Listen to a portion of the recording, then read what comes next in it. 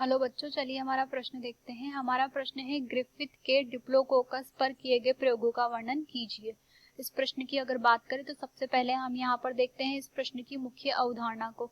तो हम यहाँ पर कह सकते हैं कि ग्रिफिथ जो वैज्ञानिक थे उन्होंने यहाँ पर जो है सबसे पहले यहाँ पर एक प्रयोग संपन्न किया था, जिस प्रयोग के अंतर्गत उन्होंने यहाँ पर जो है डीएनए को यहाँ पर आनुवांशिक पदार्थ बताने के लिए जो है प्रयोग संपन्न किए गए थे। तो हम यहाँ पर अगर बात करें आनुवांशिक पदार्थों की, तो हम जानते हैं कि यहाँ पर जो आनुवांशिक पदार्थ होता है वो यहाँ पर डीएनए होता है और इसके संबंध में यहाँ पर जो है प्रयोग संपन्न किए थे। तो वो जो वैज्ञानिक था उसे हम यहाँ पर ग्रिफिथ कह रहे हैं। और ग्रिफिथ ने यहाँ पर जो प्रयोग अपने संपन्न किए थे उसके लिए यहाँ पर इन्होंने सबसे पहले जो जीव चुना था वह जीव यहाँ पर जो है बैक्टीरिया था, जिसे हम यहाँ पर जो है डिप्लोकोकस के नाम से जानते हैं। अब अगर डिप्लोकोकस की हम यहाँ पर बात करें तो हम यहाँ पर कह सकते हैं कि डिप्लोकोकस जो था ये यहाँ पर एक रोग उत्पन्न करता है जिसे हम यहाँ पर निमोनिया कहते हैं।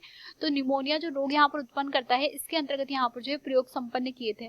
सामान्य रूप से जो डिप्लोकोकस होता है इसमें यहाँ पर जो है दो प्रकार की यहाँ पर जो है श्रृंखलाएं पाई जाती है। पहली जो श्रृंखला पाई जाती है उसे हम यहाँ पर जो है आर सेकंड कहते हैं और दूसरी जो श्रृंखलाएं पाई जाती है वो एस थर्ड नाम से यहाँ पर पाई जाती है। अगर इन दोनों की हम यहाँ पर बात करें तो जो आर सेकंड था वो यहाँ पर जो है रफ प्रकार का था, जो एस थर्ड था वो यहाँ पर जो है चिकने प्रकार का स्ट्रैंड था। अगर आर सेकंड की बात करें तो हम यहाँ पर कह सकते हैं कि ये किसी भी प्रकार का रोग उत्पन्न नहीं करता था, जबकि एस थर्ड था वो यहाँ पर जो है रोगकारी प्रकार का था। इसके अतिरिक्त हम यहाँ पर कह सकते हैं कि आर सेकंड जो था उस पे यहाँ पर जो है कोई आवरण नहीं पाया जाता था, तो कैप्सूल आवरण अनुपस्थित था, जबकि एस थर्ड में यहाँ पर जो है कैप्सूल आवरण उपस्थित था। अब अगर प्रयोग की हम यहाँ पर बात करें तो इसके अंतर्गत हम यहाँ पर कह सकते हैं कि जो पहला प्रयोग संपन्न हुआ उसमें आर सेकंड को यहाँ पर लिया गया, वो आर सेकंड को यहाँ पर जो है चूहे में डाला गया। चूहे में डालने की वजह से हम यहाँ पर कहेंगे कि ये रोगकारी यहाँ पर नहीं था, तो इसे निमोनिया नहीं हुआ, वो चूहा जो था वो यहाँ पर जिंदा था। इसके पश्चात जो दूसरा प्रयोग संपन्न किया गया उसके अंतर्गत यहाँ पर जो एस थर्ड था उसे यहाँ पर जो है चूहे के अंतर्गत डाला गया। तो जब चूहे के अंतर्गत एस थर्ड यहाँ पर डाला गया तो उसकी वजह से हम यहाँ पर कह सकते हैं कि इसकी जो है मृत्यु यहाँ पर संपन्न हो जाती है। इसके पश्चात हम यहाँ पर कह सकते हैं कि जो आर एस थर्ड था वो एस थर्ड यहाँ पर लिया गया, परंतु इस प्रक्रम में यहाँ पर जो है इसे यहाँ पर उष्मित किया गया था, यानी कि हीट यहाँ पर दी गई थी, उष्मित यहाँ पर किया गया था। तो उष्मित करने की वजह से जब यहाँ पर पुनः इसे चूहे में डाला गया तो हम यहाँ पर कह सकते हैं कि चूहा जो था वो जिंदा था, क्योंकि यहाँ पर डीएनए जो था उसमें विकृतीकरण हो गया था, तो चूहा यहाँ पर जिंदा था।